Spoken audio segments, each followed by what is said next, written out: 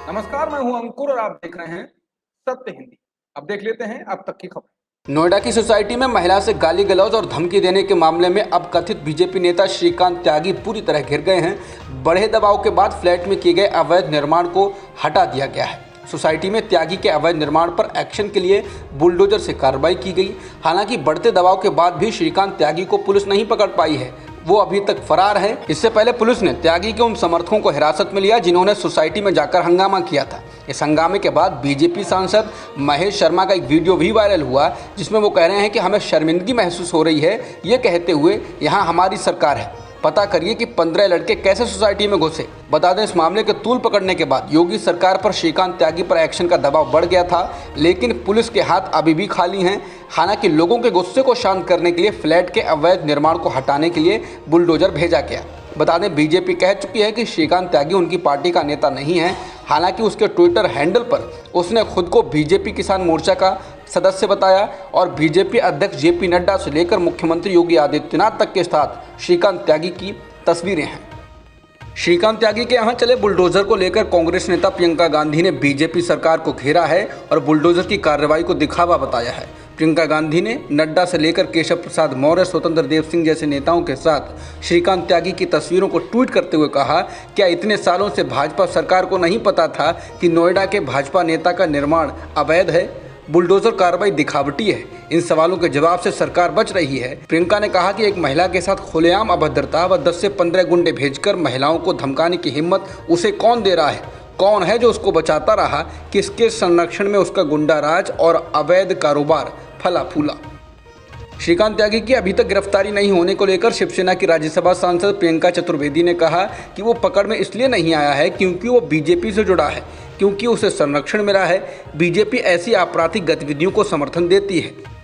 नीतीश कुमार के जेडीयू और बीजेपी में सब कुछ ठीक नहीं है।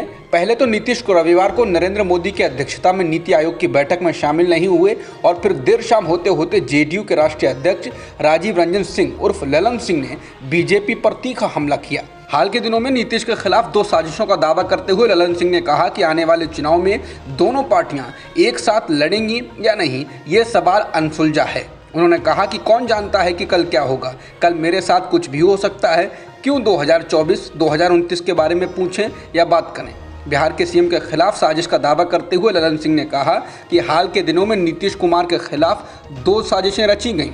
एक 2020 का चिराग मॉडल जो हमारी विधानसभा सीटों को 43 पर लाने के लिए जिम्मेदार था। दूसरी साजिश अभी चल ही रही थी और शुरुआत में ही इसे नाकाम कर दिया गया। ललन सिंह का ये बयान तब आया है जब बीजेपी ने हाल ही में केंद्रीय गृह मंत्री अमित शाह के हवाले से पटना में पार्टी की बैठक में कहा था कि बीजेपी और जदयू 2024 का लोकसभा और 2025 का विधानसभा चुनाव एक साथ लड़ेंगे।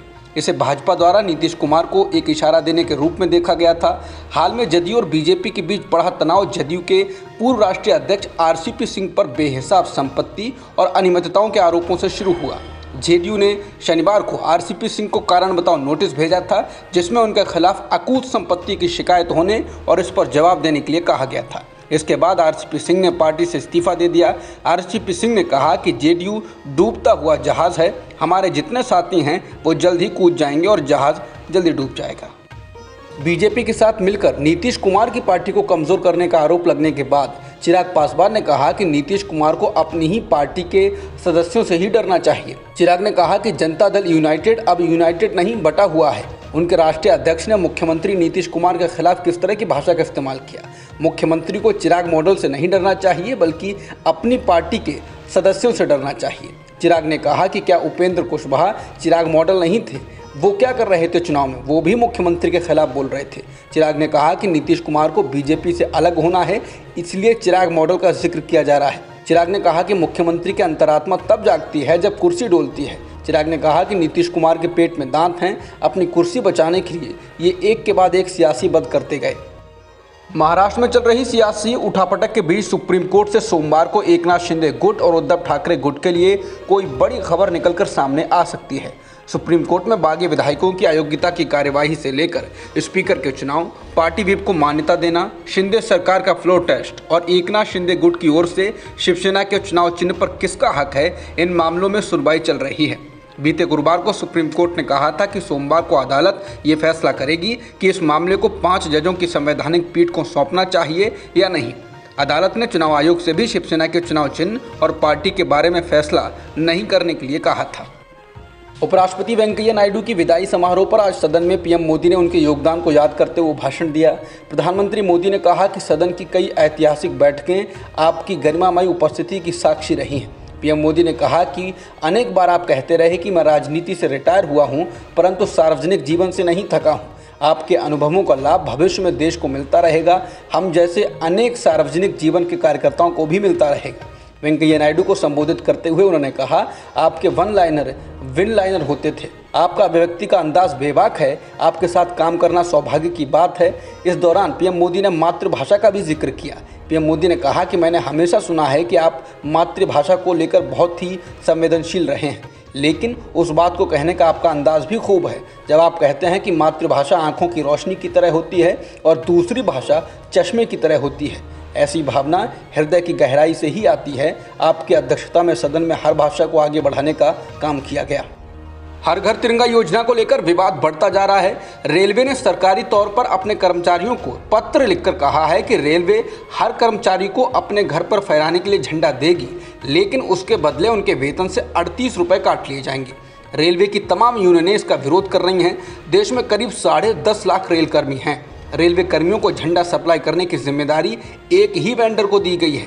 एबीपी न्यूज़ के मुताबिक यही तिरंगा झंडा अगर आप बीजेपी दफ्तर से खरीदें तो वहां इसे 20 रुपये में बेचा जा रहा है, जबकि जीपीओ यानी कि प्रधान डाकघर पर भी ये 25 रुपये में है। तमाम एनजीओ भी इसे 20 रुपये में बेच रहे हैं। महानगरों में अगर रेड लाइट पर आप इसे खरीद पा रहे हैं तो 10 रुपये तक में ही झंडा मिल जाता है। रेलवे संगठन इसी वजह से इसका विरोध कर रहे हैं। नॉर्थ सेंट्रल रेलवे कर्मचारी संघ ने इस पर कड़ी प्रतिक्रिया देते हुए कहा कि रेलवे कर्मचारी राष्ट्रभक्त हैं, वो खुद अपने पैसे से झंडा खरीद लेंगे। संघ के मंत्री चंदन सिंह ने कहा, ये आदेश हम लोगों पर नहीं थोपा जाए, हम अपने पैसे से झंडा खरीद कर लहरा देंगे। अब तक की खबरों में इतना ही। बाकी खबरों के लिए बने रह सकते हैं आप सत्य हिंदी.com। नमस्कार।